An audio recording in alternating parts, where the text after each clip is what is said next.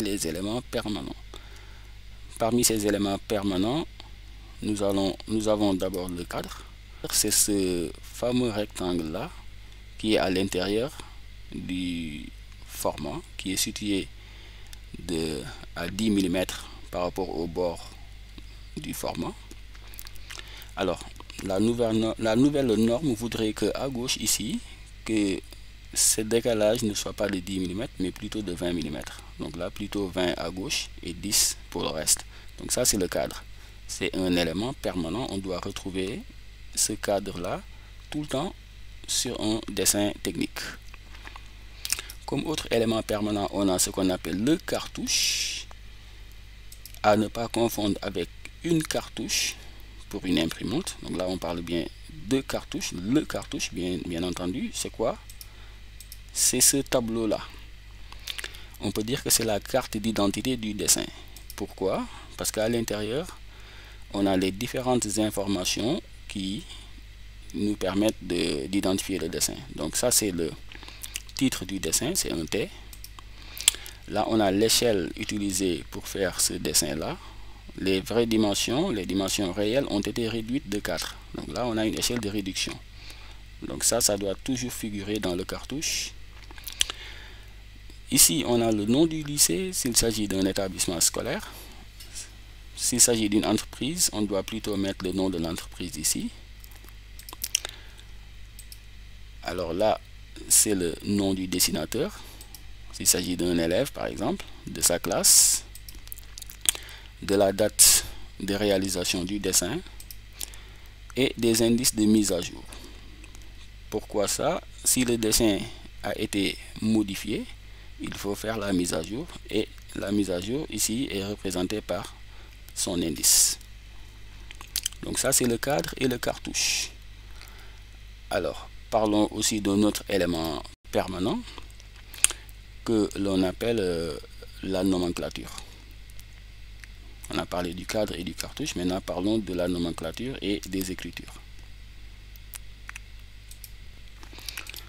Donc les écritures, ici, dans le cartouche, on n'a pas le droit de faire n'importe comment.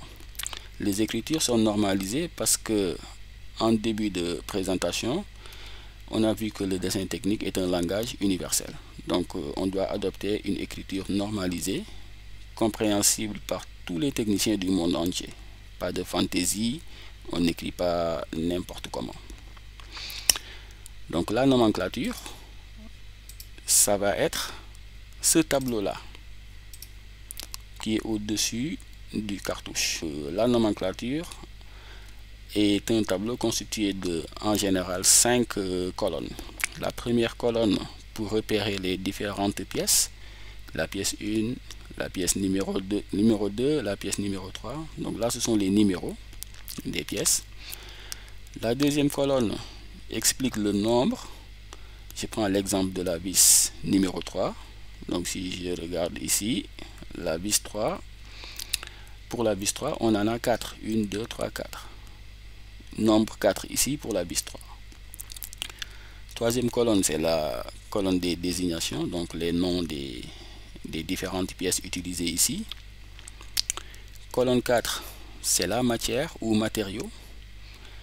Pour exemple, la pièce repérée 2 qui s'appelle taquet, la pièce 2, donc c'est celle-ci. Son matériau, c'est du bois. Et la colonne numéro 5, ce sont des observations particulières que l'on peut faire sur une des pièces. Si je prends l'exemple de la pièce repérée 1, donc la règle qui est donc celle-ci, on vous dit que elle est graduée. Donc ça, ce sont des remarques en particulier qu'on apporte. On n'est pas obligé de faire ce type d'observation sur toutes les pièces. On voit bien l'exemple de la pièce numéro 2. Donc voilà pour la nomenclature. Et enfin, pour terminer cette présentation sur les bases du dessin technique ou bien dessin industriel, on va parler d'un élément très important ici qui concerne les traits qui sont utilisés pour faire un dessin technique. Un trait, il se distingue de par sa nature. Il peut être continu, ou interrompus comme des pointillés, ou mix. Donc le mix, c'est le continu et l'interrompu. Donc on a un continu ici, un interrompu, un continu, un interrompu, ainsi de suite. Raison pour laquelle on l'appelle trait mix. Les traits peuvent se différencier aussi de par leur largeur ou bien leur épaisseur. Ils peuvent être forts, épaisseur de 0,5 mm en général, ou fins. Donc épaisseur un peu moins importante que ce qu'on a ici pour le trait fort. Alors, ici, on a un trait qui est à la fois continu et qui est fort, d'où le nom trait continu fort, qu'on utilise en général pour représenter un cadre et un cartouche qu'on a vu tout à l'heure, ou bien sur le dessin d'une pièce, comme l'exemple du T qu'on avait tout à l'heure, pour représenter tout ce qui est arête et contour que l'on voit, visible. Donc tout ce qui est vu, dessiné en trait continu fort.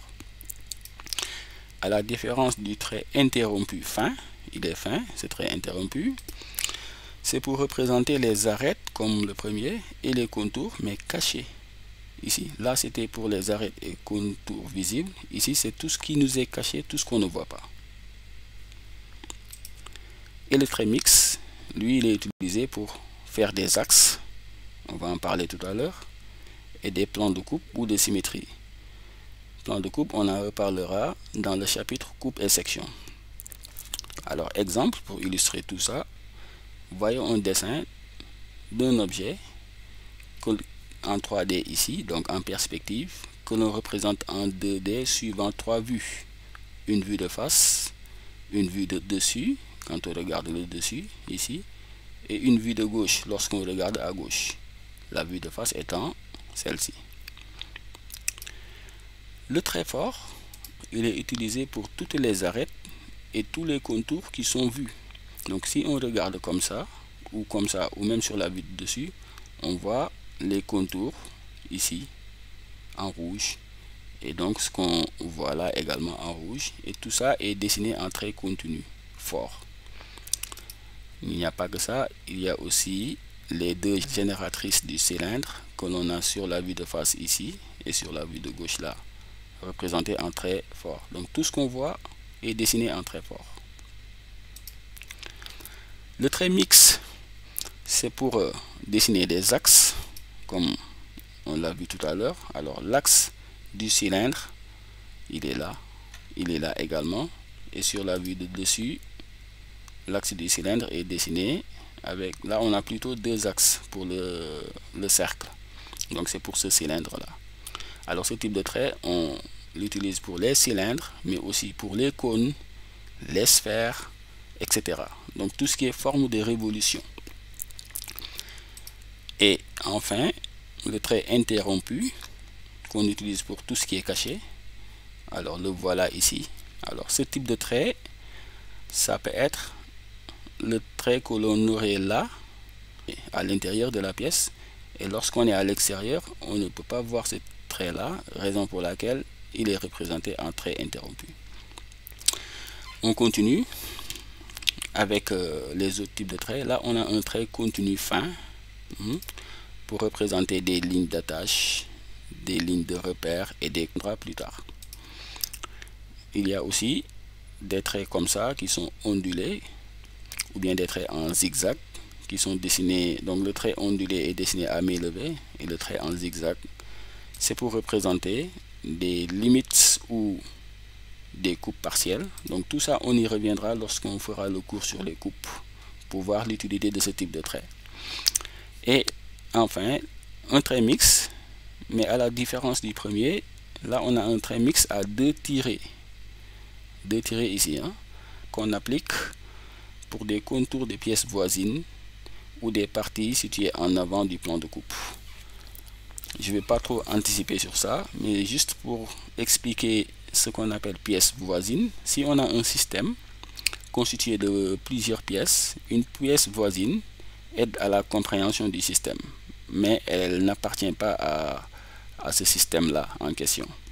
Donc c'est une pièce extérieure à un système, mais qui aide à la compréhension, qu'on appelle pièce voisine. Pour représenter ce type de pièce-là, on la dessine avec ce type de trait.